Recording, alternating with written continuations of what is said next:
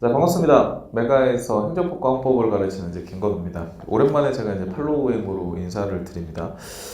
제가 국가직 시험까지 날짜를 계산해 보니까 100일이 채 남지 않은 시간이더라고요. 그래서 제 카페도 그렇고 질문이 굉장히 많이 올라온 게 뭐냐면은 과연 이것만 해도 되겠습니까? 라는 질문이 좀 많이 올라오거든요. 근데 질문의 내용을 읽어보면은 두 가지 의미를 담고 있더라고요. 보면은 이 하나는 공부가 좀 부족한 거예요. 공부가 좀 부족하니까 제가 파이널 교재들이 괜찮은 교재들이 많이 있거든요. 그래서 찐학교 노트라든지 아니면 비행기라든지 이런 이것만 봐도 되느냐, 진짜 이것만 진짜 이것만 봐도 되느냐, 이렇게 질문하시는 분들이 있어요. 그러니까 아직 공부가 불충분한 상황에서 얼마 안 남은 상황에서 한 권을 선택한다고 하면 이걸로 전부 다 커버를 할 수가 있겠느냐, 그런 질문이고, 그리고 또 하나는 이런 의미예요. 이게 공부가 좀 많이 됐어요. 공부가 많이 됐는데 다른 것도 보고 이것도 보는 게 괜찮겠습니까? 이런 식으로 질문하시는 분들이 있어요. 사실은 의미가 많이 다르죠. 한 분은 이 특별한 교재, 이것만 하나를 보겠다, 그런 의미를 담고 있는 거고, 다른 분은 그러니까 여러 가지 교재 중에서 이것까지 플러스 알파로 해서 보겠다, 이렇게 질문을 하시는 건데, 그럼 상식적으로 생각해 보면은 1번 수험생인 경우에 합격의 가능성이 높겠어요? 아니면 2번 수험생인 경우에 합격의 가능성이 높겠어요? 아이러니하게도 사실은 1번 합격생이 합격의 가능성이 더 높아집니다.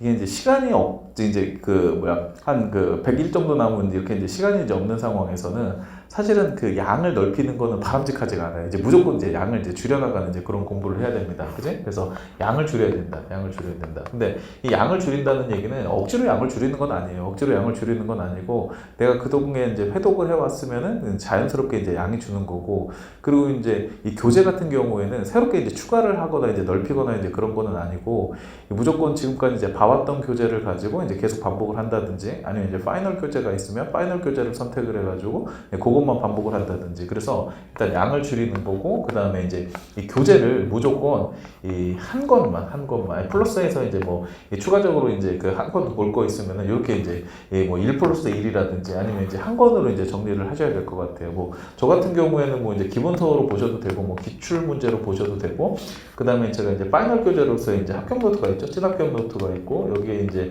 비행기라고 하는 OX 교재가 있죠. 이런 식으로 해서 합격 노트하고 비행기하고 매칭을 시킨다든지, 아니면 합격 노트만 본다든지, 아니면 비행기만 본다든지, 이런 식으로 최대한 양을 줄여야 됩니다. 최대한 양을 줄여놓고, 그리고 이 줄어든 양을 가지고 계속 반복을 하셔야 돼요.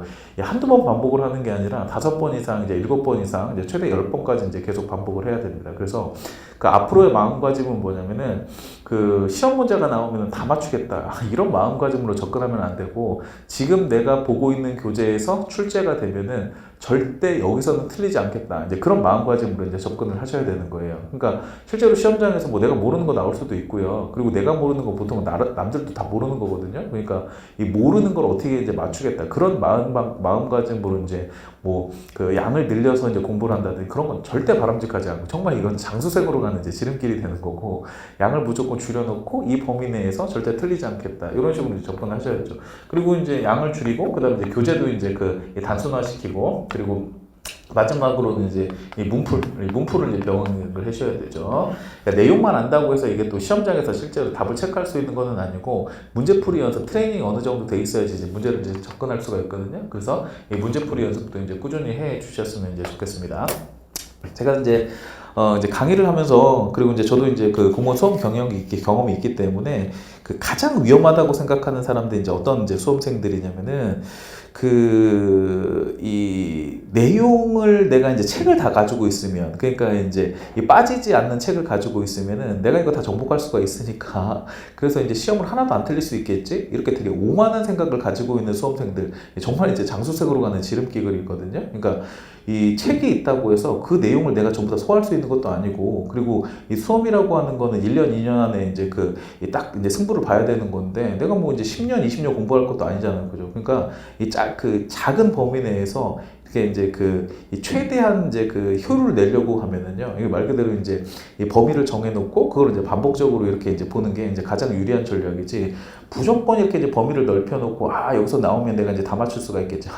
이게 말도 안 되는 얘기입니다. 그지? 사람이 이제 용량이라고 하는 거, 이제 이 보통 사람의 이제 지능이라고 하는 거 이제 한계에 있기 때문에 저도 안 됩니다. 저도 안 돼요. 그러니까 양을 정해놓고 거기 안에서 이제 반복하는 그런 이제 이제 학습법이 결국 이제 여러분들이 이제 합격을 이제 이 합격의 이제 지름길이 될 겁니다. 그래서 이것도 봐야 됩니까? 라는 질문을 하기 전에, 이것도 봐야 됩니까? 질문을 하기 전에 이거라도 제대로 보세요. 이거라도 제대로 보고 그것만 완벽하게 이제 숙지를 하게 되면은 적어도 이제 이 과목 때문에 지금 이 하고 있는 이 과목 때문에 불합격하는 일은 없을 겁니다. 오늘 여기까지 말씀드리겠습니다. 감사합니다.